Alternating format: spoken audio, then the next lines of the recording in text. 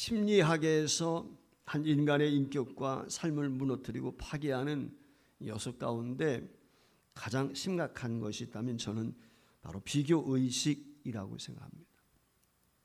이 비교의식에 대한 유대의 민담이 있는데, 민담 설화죠, 일종의. 근데 그 민담 설화에 보면 이런 이야기가 있습니다. 열심히 기도하는 두 친구가 있었습니다. A라는 친구, B라는 친구가 있었는데, 이 A라는 친구는 열심히 기도는 욕심이 많았어요. 그리고 B라는 친구는 질투심이 많았어요. 하나님 앞에 이들이 나가서 열심히 자신들의 소원을 이루어달라고 기도합니다. 그런데 이 둘이 열심히 기도하던 중에 하나님이 보낸 천사가 땅에 내려왔어요. 그리고 이 두 사람을 만났어요. 그리고 이 두 사람에게 보냄을 받은 천사가 제안을 합니다. 너희 중에 먼저 소원을 아뢰는 사람의 소원을 들어주겠다. 먼저 기도하는 사람의 기도를 들어주겠다는 거예요. 그러면서 하는 말이 먼저 기도하는 사람의 소원을 들어주되 두 번째 사람, 첫 번째 소원자보다 두 번째 사람이 2배를 주겠다 그랬어요. 그러니까 먼저 기도하는 게 유익입니까? 나중에 기도하는 게 유익입니까? 나중에 기도하는 게 유익인 것이죠. 그러다 보니까 이 욕심 많은 친구와 질투심이 많은 친구가 서로 눈치 보면서 자기 소원을 이야기하지 않습니다. 기다려도 소원들을 이야기하지 않으니까 이 하나님으로부터 보냄을 받은 천사가 나 이게 시장되어서 가야 되겠다. 더 이상 기다릴 수가 없으니까 나 그냥 갈 거야. 그러면서 마지막 5분간의 시간을 주었습니다. 그런데도 불구하고 이 두 친구는 묵묵부담입니다. 하나님 앞에 소원을 아뢰지를 않는 거예요. 그러다가 질투심 많은 친구가 참지 못해서 이렇게 소원을 이야기합니다. 제 소원은 제 눈 하나가 봉사가 되는 것입니다. 제 소원은 제 눈 한쪽이 머는 것입니다. 라고 했다는 거예요. 여러분, 우리가 하나님 앞에 어떤 소원을 가지고 있든지 내가 바라는 것이 있을 때 그것이 이루어지면 얼마나 기쁘겠어요. 얼마나 감사한 것입니까? 그런데 그것보다는 상대가 자신보다 잘 되는 것을 견디지 못하는 것이 사람이 가지고 있는 비교의식입니다. 오죽하면 사촌이 땅을 사면 배가 아프다. 이런 얘기를 하겠습니까? 그러니까 우리 인간이라고 하는 것은 자신이 잘 되는 것보다 상대가 잘 되는 것, 차라리 그럴 바에는 자신이 불행해질지라도 상대가 안 되기를 바라는 그 악한 심성의 인간 밑바닥에 존재한다는 것입니다. 이처럼 인간이 가지고 있는 이 비교의식이라고 하는 것은 매우 부정적이고 파괴적인 것입니다. 자, 그러면 왜 이 비교의식이라고 하는 것이 이처럼 부정적이고 파괴적인 것입니까? 그것은 비교의식이 인간의 원초적인 그 죄성에 근거를 두기 때문에 그렇습니다. 자, 여러분 잘 아시는 것처럼 하나님께서 최초의 사람 아담을 만드셨어요. 그 아담이라고 하는 이름의 의미를 우리가 한번 생각해 볼 필요가 있는데, 하나님께서 하나님의 은혜 아래 살도록 아담을 지으셨단 말이죠. 그러니까 아담이 아담다울 수 있는 것은 은혜의식을 가지고 사는 거예요. 여러분, 아담이란 말이 아다마라고 하는 말에서 나왔어요. 아다마가 뭐냐면 먼지란 말이에요. 먼지. 그러니까 아담이라는 것은 아다마라고 하는 말에서 복수형인데, 한마디로 말하면 먼지를 뭉쳐놓은 존재. 우리가 이사야서라든지 시편 기자를 통해서 알 수 있는 것이 뭐냐면, 우리 자기 자신을 이야기할 때, 이스라엘 이야기할 때 먼지 같은 존재, 티끌 같은 존재, 그런 이야기를 하지 않습니까? 그러니까 하나님 앞에서 모든 인간은 먼지덩어리와 같다는 거예요. 먼지덩어리와 같다는 것은 보잘것없다. 여러분, 먼지 눈에 잘 보이지 않을 때도 있잖아요. 보잘것없는 존재가 인간인데, 이 보잘것없는 존재가 하나님의 은혜 안에 거하게 될 때 값진 존재가 된다는 거예요. 그러니까 우리 예수 믿는 성도들은 은혜 의식을 가지고 사는 거예요. 따라서 모든 인간은 어떤 조건이나 어떤 자격에 의해서 비교당하지 않고 하나님 은혜 안에서 자기 인생을 행복하게 살도록 세워진 존재, 이것이 아담이라고 하는 것입니다. 그런데 인간이 하나님을 의지하지 않고 내 자신이 중심이 됐어요. 내가 나의 주인이 되었단 말이에요. 내가 나의 주인이 됐다는 말은 내 노력과 내 능력으로 나를 유지하고 내가 살아간다는 것입니다. 그것이 바로 성경이 말하는 죄인 것입니다. 하나님의 은혜로 살도록 되어 있는데 하나님의 은혜를 무시하고 망각한 채 내 의지, 내 노력, 내 힘으로 사는 것, 이것이 성경에서 말씀하고 있는 죄라고 하는 것입니다. 달리 말하면 하나님의 은혜로 살아가는 것이 아니라 자신의 힘으로 사는 것, 제 잘난 맛에 사는 것, 이 자체가 죄라는 것입니다. 인간이 죄의 길로 들어서게 되면서 인간은 상대와 자신을 비교하기 시작을 합니다. 상대와 비교하는 이유는 다른 데 있지 않아요. 내가 중심이 되기 때문에 그래요. 내가 기준점이 되는 거예요. 그래서 나와 저 사람은 내가 열등하냐 내가 우세하냐 그 비교한단 말이에요. 이렇게. 그래서 그 비교의식을 가지고 타인보다 내가 좀 잘되고 잘나게 되면 교만함이 생기는 거예요. 반면에 타인에 비해서 내가 부족하다 생각이 되면 열등감을 갖게 되는 거예요. 그러니까 비교의식은 동절의 양면 같아요. 상대보다도 내가 우월하다면 교만이 있고 상대보다 부족하다면 열등감이 있단 말이죠. 교만은 패망의 선봉이에요. 열등감은 결국은 자기를 부정하게 되는 것이고 자기를 비참하게 그러니까 열등감이나 교만은 자기를 파괴하는 것입니다. 사람을 망가뜨리는 것이 다른 데 있지 않습니다. 바로 이 비교의식에 있는 것입니다. 그렇기 때문에 비교의식이라고 하는 것은 왜곡된 것이고 결국은 이와 같이 파괴적입니다. 저는 참 한국의 교육 시스템에 대해서 안타까움을 가지고 있는데 우리 사는 자녀들이 공부 열심히 하는데 학교에서 평가를 한단 말이에요. 성적평가. 여러분들 학교에서 성적평가할 때 어떤 평가를 내립니까? 상대평가입니다. 상대평가. 절대평가를 해야 되는데 상대평가를 하는 거예요.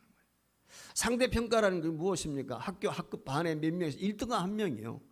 2등 몇 명, 1등급, 2등급, 3등급 내리는 게 이게 상대평가인 것이거든요. 참 저기 상대평가. 근데 절대평가라고 하는 것은 뭐예요? 상대평가는 대상, 아이들이 서로가 경쟁을 시키는 거예요. 경쟁자. 그래서 서열을 매긴단 말이에요. 반면에 절대평가는 무엇입니까? 예를 들어서 중학생이 고등학생이 어느 정도 수준까지 도달해야 될 가치가 있단 말이죠. 그래서 그 가치 수준에 얼만큼 이뤘느냐 그게 중요한 것인데 상대평가는 다 100점이 맞아도요 1등은 한 명밖에 없어요. 다 1등을 다 주는 게 아니란 말이에요. 그래서 그것을 나눠가지고 세분해서 상대적으로 1등급, 2등급, 3등급을 내린다. 경쟁 구도로 만들어가는 거예요. 교육 시스템 자체가 비교하게끔 만들어가는 거예요. 이게 오늘 우리 교육의 문제점이 있다. 그런 생각을 저는 갖습니다. 여러분 이런 비교의식은 파괴적입니다. 왜곡될 수밖에 없습니다. 한번 곰곰이 생각해 보세요. 어떻게 나라고 하는 인생을 다른 사람들과 비교할 수 있겠습니까? 나는 그 자체로 나잖아요. 그렇지 않습니까? 너는 너고. 그런데 오늘 우리는 어떻습니까? 비교하는 거예요. 여러분 내 기준을 가지고 상대를 평가할 수 있겠습니까? 이게 대단한 교만 아니겠습니까? 이 비교의식이 얼마나 파괴적인가 하는 것은 성경이 우리에게 증명을 하고 있습니다. 창세기에 보면 이 비교의식을 가지고 불행을 자초했던 한 인물이 등장하는데 그게 가인입니다. 가인과 아벨가 하나님 앞에 제사를 드렸어요. 그런데 하나님이 가인의 예배는 받지 않고 아벨의 예배는 받으셨어요. 그런데 가인이 그 동생을 시기해서 죽입니다. 여러분 이 문제가 가인이 원망이 있고 불평이 있다면 누구한테 해야 되겠어요? 하나님께 해야죠. 왜 하나님 내 예배를 안 받으십니까? 왜 내 제물을 안 받습니까? 하나님 앞에 따지든지 하나님 앞에 원망을 해야 되는데 자기 동생 드린 예물과 예배를 받으신 것을 시기하고 질투해서 결국은 동생을 죽입니다. 이게 비교의식에서 나온 것입니다. 그러니까 인류의 대부분의 불행은 어디 있습니까? 과거에도 그렇고 현재에도 그렇고 대다수의 불행한 원인은 비교의식에 있어요. 요즘에 우리나라가 얼마나 잘 삽니까? 나이 드신 분들 기억하지 않습니까? 과거와 비교하면 정말 하늘과 땅 차이 아닙니까? 근데 자신들을 가난하다고 생각해요. 그 이유가 뭐예요? 상대적인 박탈감이거든요. 비교해서 그런 거예요. 나보다 나은 사람, 그 사람에 비해서 내가 부유하게 살고 있는데 날 가난하다고 여기는 것입니다. 이처럼 인류의 역사는 대부분 비교의식 때문에 불행한 것입니다. 오늘 여기 본문 말씀에 나오는 다윗과 사울의 관계도 마찬가지입니다. 사울 왕이 무너져 내리게 되는 그 장면을 오늘 여기 본문에서 우리에게 보여주고 있습니다. 왜 사울이 무너져 내립니까? 이유는 안 돼 있지 않습니다. 비교의식입니다. 조금 전에 제가 말씀을 드렸어요. 비교의식은 상대보다 내가 좀 우월하다 생각하면 교만함이 있는 것이고, 상대에 비해서 내가 열등하다 생각하면 열등감을 갖는다. 오늘 여기 사울이 다윗에 비해서 비교하면서 열등감을 갖게 되는 거예요. 오늘 여기 본문 말씀에 보면 다윗이 군대의 장관이 됩니다. 지휘관이 됩니다. 사령관이 되는 거예요. 지휘권을 갖게 되는 것입니다. 자, 그러면 이 다윗이 이런 군대의 지휘권을 누구로부터 부여받게 됩니까? 사울로부터 부여받습니다. 5절 말씀에 보면 이렇게 기록을 하거든요. 다윗은 사울이 보내는 곳마다 가서 지혜롭게 행하며 사울이 그를 군대 장으로 삼았더니 온 백성이 합당히 여겼고 사울의 신하들도 합당히 여겼다. 자, 여기 말씀에 보면은 다윗은 사울이 보내는 곳에 가서 전쟁을 하는 거예요. 다윗 임의대로 가서 전쟁하는 게 아닙니다. 사울이 파송할 때 그곳에 가서 분쟁이 일어난 거에 전쟁을 해요. 그런데 그 다윗이 파송받아 가서 일을 하게 될 때 지혜롭게 잘 대처해서 승리했다는 거예요. 그 모습을 보고 사울이 이놈이 리더가 될 만하다. 지휘관이 될 만하다. 그래서 지휘관을 삼은 거예요. 그 사울이 다윗을 지휘관으로 삼았더니 백성들이 어떻게 했다? 합당하게 여겼다. 당연하다. 딱 맞는 직책이다. 곧 백성들만 그런 생각을 가진 것이 아니고 오늘 본문 말씀에 보면 사울의 신하들도 그와 같이 여겼다. 한번 사울의 신하의 입장에서 한번 생각해 보세요. 여러분 이때 당시 다윗이 몇 살이나 먹었겠어요? 나이 많지 않아요. 골리앗 아까 맞짱 뜰 때 17살 정도 됐거든요. 그러니까 지금 나이 따지면 20대 초반, 30세 미만이에요. 여러분 다윗 여기 사울의 신하들 가운데는 백전도장 많습니다. 전쟁터에서 잔뼈가 굵은 사람들 많아요. 경력이 많은 사람들이 있단 말이에요. 그런데 그들을 제쳐놓고 그들의 머리를 삼았다. 우두머리 삼았단 말이에요. 그러면 신하들이 시기할 수 있어요. 질투할 수 있습니다. 아니 저렇게 새파란 것이 우리의 지휘관인데 그럴 수 있지 않겠습니까? 그런데 사울이 다윗을 그와 같이 지휘관 삼았다는 것은 사울에게서는 그만큼 위험 부담이 있는 거예요. 만약에 다윗이 잘 감당하면 괜찮지만 다윗이 실수하게 되면 누구의 실수입니까? 그 원망이 누구에게 옵니까? 사울에게 오는 거지요. 아니 당신이 경험도 없는 사람, 일천한 사람을 사령관으로 삼아가지고 전쟁에 우리가 지지 않습니까? 문제가 있지 않습니까? 얼마든지 그와 같이 항의할 수 있단 말이에요. 그런데 그 모든 것을 감수하고 오늘 사울이 다윗을 군대 장으로 삼았다는 거예요. 위험이 도사리고 있습니다. 비록 전쟁에서 승리했지만 청년입니다. 약관의 젊은이에요. 지금은 승리로 인해서 그 약점, 단점이 가려져 있었는지 모르겠지만은 만에 하나라도 다윗이 실수하게 되면 그 실수는 고스란히 사울 왕이 뒤집어 써야 되는 것입니다. 모든 책임과 비난은 사울이 감당해야 되는 것입니다. 그런데 그런 위험 부담에도 불구하고 사울이 다윗을 군대 장관으로 삼았다는 거예요. 그러니 다윗이 지닌 장점을 잘 살리면은 이스라엘 군대는 승리가 쌓을 것이고 한층 더 강한 군대가 될 수 있다는 확신이 있었기 때문에 사울이 이 다윗을 군대 사령관 삼은 것입니다. 달리 말하면은 이 사울이 다윗을 군대 사령관 삼은 이유는 이처럼 자신의 위험을 감수하고라도 나라를 위해서, 이스라엘 군대를 위해서 다윗이 사령관이 되는 것이 맞겠다라고 하는 현명한 판단이 섰기 때문인 것입니다. 그러니까 다윗을 이처럼 사령관으로 세울 수 있었던 것은 사울의 탁월한 지도력이다라고 우리가 인식할 수가 있습니다. 다윗과 그의 군대가 전쟁을 마치고 돌아옵니다. 온 백성들이 환대의 길에 나와가지고 열렬히 환영을 합니다. 훌륭한 인재를 등재시키고 활용할 줄 아는 사람이 위대한 지도자입니다. 요즘에 극장가에서 많은 사람들이 보고 있는 영화 중에 한산이라고 하는 영화 있습니다.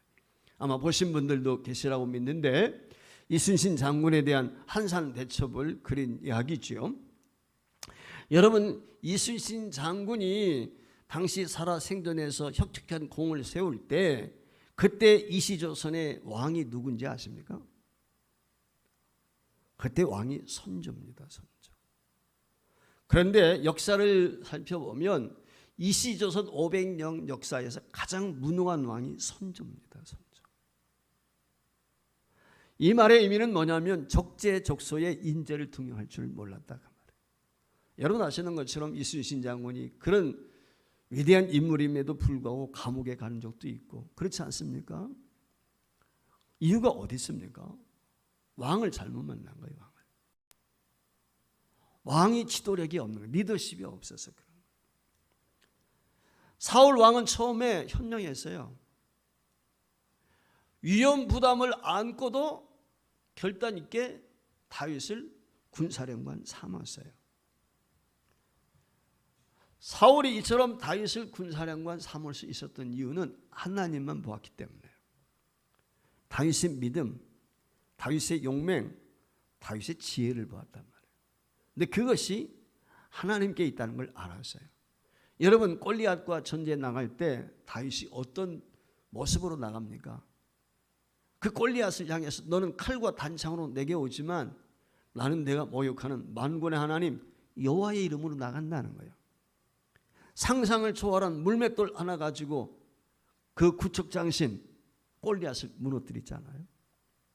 다윗과 함께하는 하나님을 보았단 말이에요. 그러니까 다윗을 군대 장관으로 세울 수 있었어요. 그런데 다윗이 눈이 멀기 시작합니다. 참 사울이. 그러면서 어떻게 됩니까? 하나님의 은혜를 의지하지 않고 사람을 보기 시작을 하는 거예요. 사람을 보기 시작하게 되니까 어떤 현상이 일어나게 됩니까? 백성들의 환호 소리가 귀에 들려요. 다윗에 대한 칭찬 소리가 귀에 거슬립니다. 거기서부터 서서히 사울이 무너지기 시작합니다. 사울이 무너진 이유는 다른 데 있지 않아요. 하나님에게서 시선을 돌려서 사람들에게, 백성들에게 눈이 고정되어질 때 차츰차츰 자기 중심적인 사람이 됩니다. 그리고 하나님의 은혜 대신 백성들의 평가에 의존하기 시작합니다. 사람의 평가는 왜곡될 수밖에 없어요. 내가 생각하는 관점으로만 본단 말이에요. 잘못된 것이 많습니다. 이어지는 사건 속에서 그것이 비교의식에서 시작되었다는 것을 알 수가 있습니다. 다윗과 그의 군대가 블레셋과 전투에서 대승을 거두고 도성으로 들어오게 될 때 연도에 먼 백성들이 나와서 환호합니다.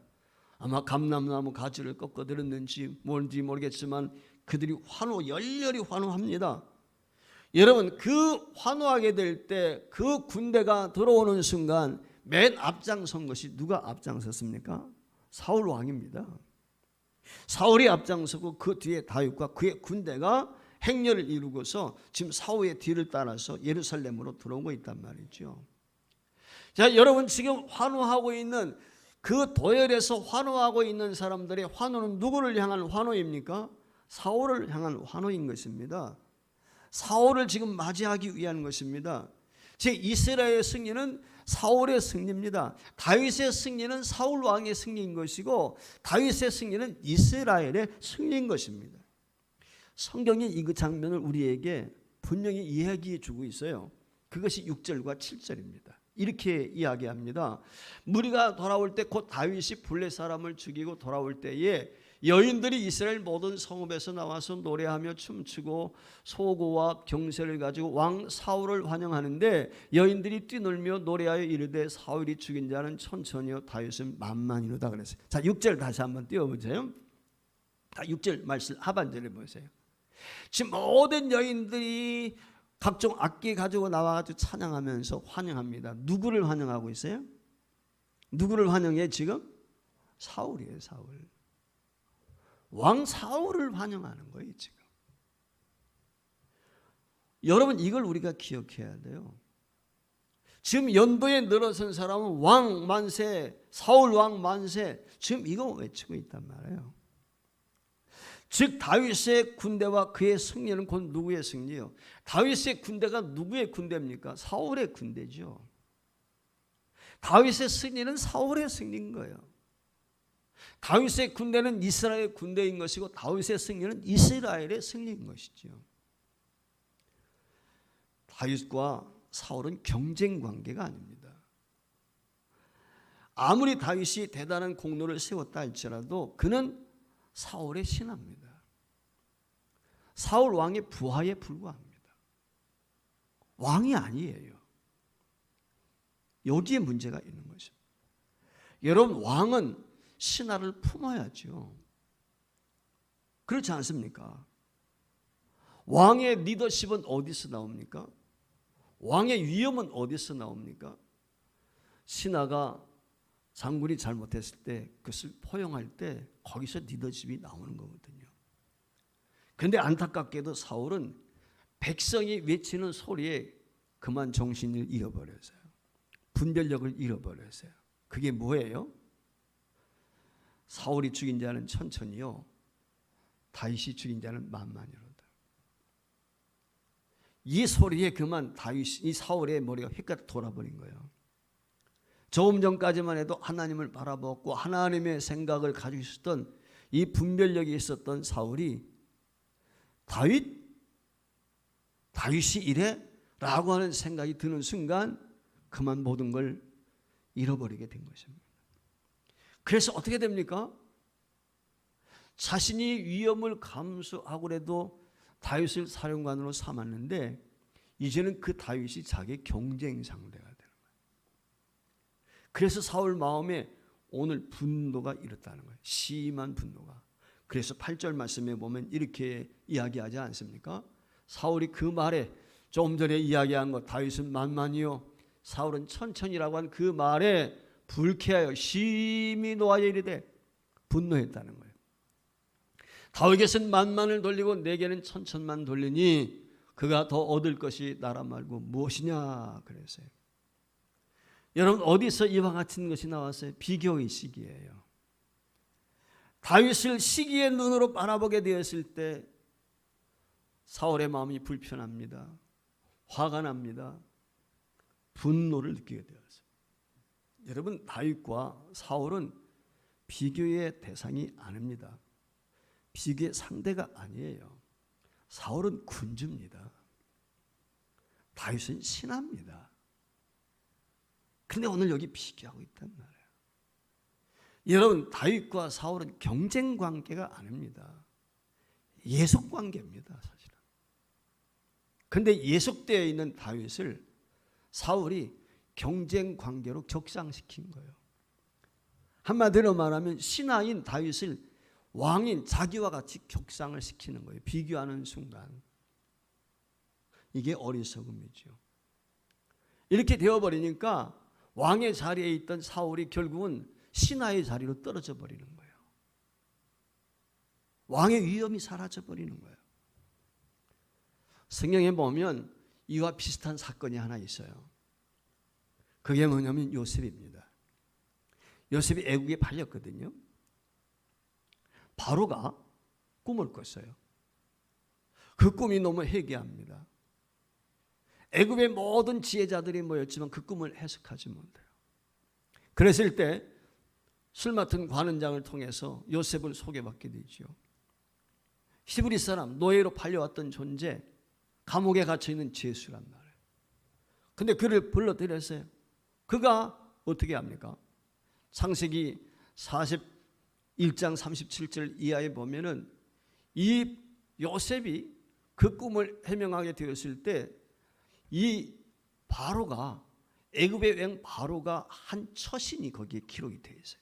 한번 보겠습니다. 화면에 나타나는데, 바로와 그의 모든 신하가 이 일을 좋게 여기, 달리 말하면 요셉이 그 7년 흉년과 7년 풍년에 대한, 그리고 어떻게 애굽이 대비할 것인지 그것을 의견을 이야기하게 되었을 때 바로와 그의 모든 신하들이 좋게 여긴지라. 38절, 바로가 그의 신하들에게 이르되 이와 같이 하나님의 영에 감동된 사람을 우리가 어찌 찾을 수 있으려 하고 요셉에게 이르되 하나님이 이 모든 것을 내게 보이셨나니 너와 같이 명철하고 지혜 있는 자가 없도다.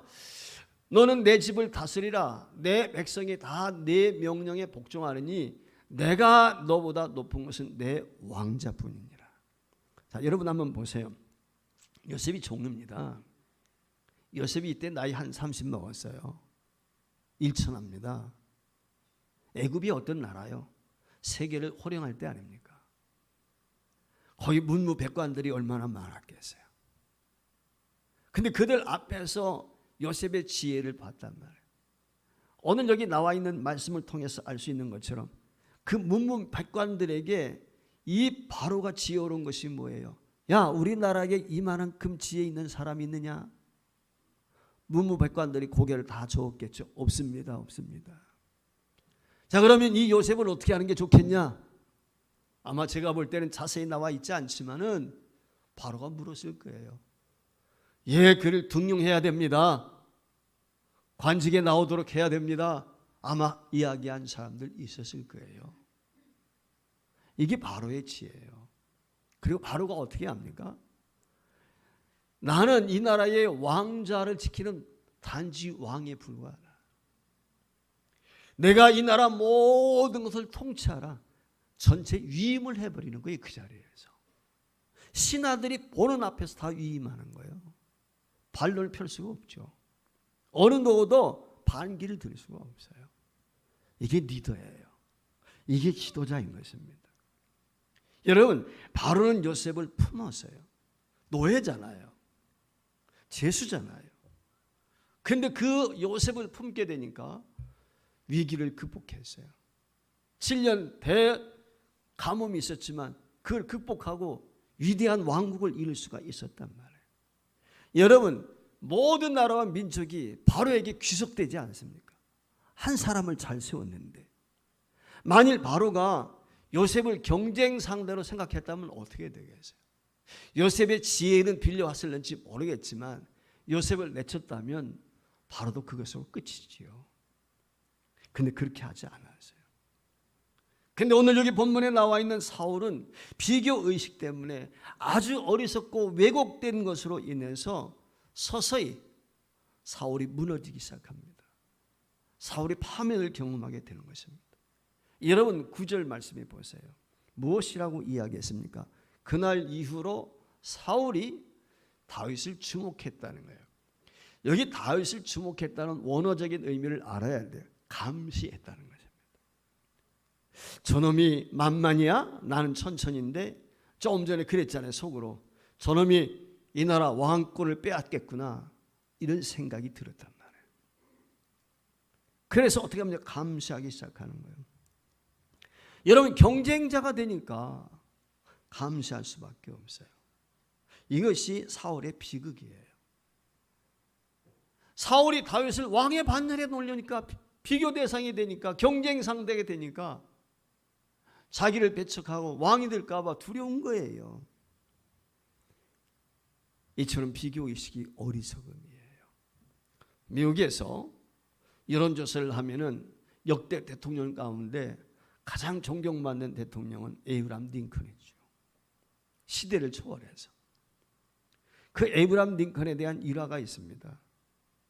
그게는 정적이 있었습니다. 스탠튼이라고 하는 정적이 있었어요. 사사건건 링컨을 비난하고 욕을 합니다. 근데 링컨이 대통령이 되었어요. 대통령이 되었을 때 링컨이 국방부 장관을 누구로 임명을 했느냐? 바로 스탠턴을 국방부 장관으로 임명을 했어요. 그러니까 참모들이 난리가 났습니다. 아니 카카 어떻게 저런 놈을 국방부 장관이 되게 합니까? 대통령에 대해서 비난과 반대 입장에 서서 얼마나 많이 대통령을 비하하고 욕하고 비난했습니까? 그런데 저런 원수가, 대통령의 원수가 어떻게 대통령 행정부의 장관이 될 수 있습니까? 비난한 거예요. 반대한 거예요. 그때 링컨이 그랬다는 거예요. 이 나라 국방을 책임지는 일에 있어서 스탠턴보다 능력이 있는 사람이 있다면 나한테 청구하시오. 그가 나를 공격하는 것은 나의 부도덕함 때문이요.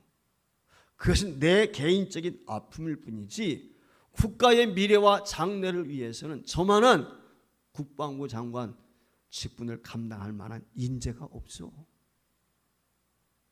국방부 장관의 임명을 한 것입니다. 그러면서 그가 아주 유명한 이야기를 했습니다. 원수는 상대를 죽여서 없애는 것이 아닙니다. 원수는 내 마음속에서 없애야 되는 것입니다. 내 마음에서 지우는 거예요. 이제 그 사람은 나의 적이 아닙니다. 나는 적이 없어서 좋고 그런 능력 있는 사람을 국방부 장관에 세워서 내가 도움을 받게 되었으니 일석이조가 아니겠소 라고 얘기를 했다는 거예요. 이게 지도자예요. 이런 사람이 리더가 돼야 되는 것입니다. 여러분 아시는 것처럼 링컨이 암살자에 의해서 세상을 떠나게 되었죠. 그 장례식을 치르게 되었을 때 링컨이 누워있는 관을 붙들고 엎드려 눈물을 쏟는 한 사람이 있었어요. 그게 바로 스탠턴입니다. 그가 이런 고백을 그 링컨의 관을 붙들고 이야기했다고 그래요. 이곳에 미국에서 가장 위대한 인물이 누워있다. 오늘 이곳에 미국에서 가장 위대한 인물이 누워있다. 그렇게 링컨 살아있을 때 욕을 하고 대적을 했던 스탠턴이 링컨의 참모가 되었고 그의 가장 위대한 점을 발견했던 거예요. 저는 여러분 사람이 비교의식을 가지고 남과 비교하면서 살면 교만해집니다. 그렇지 않으면 열등감에 빠져서 파멸의 길로 갈 수밖에 없습니다. 이런 비교의식은 하나님을 거부하는 데서부터 오는 것입니다. 하나님의 은혜를 망각하는 데서부터 오는 것입니다. 하나님에게서 떠나게 될 때 이 죄의 원초적인 본능으로 인해서 비교의식에 사로잡히게 되는 것입니다.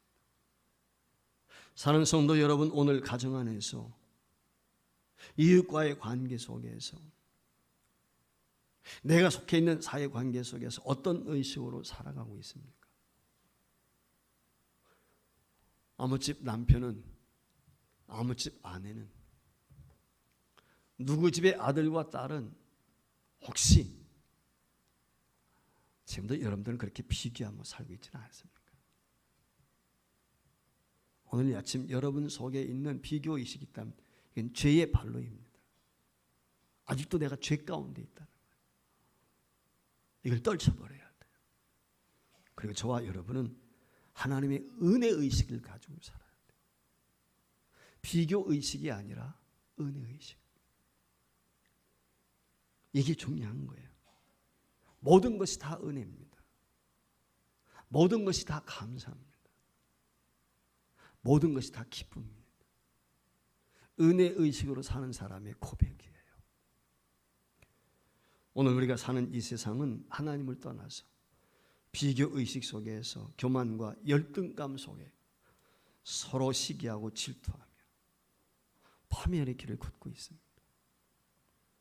이런 세상에서 하나님의 은혜로 그 무엇에 매이지 아니하고 하나님의 절대의식, 은혜의식을 가지고 복되고 영광스러운 삶을 살아가는 우리 서부제일교회와 성도가 될 수 있기를 주의 이름으로 축원을 드립니다.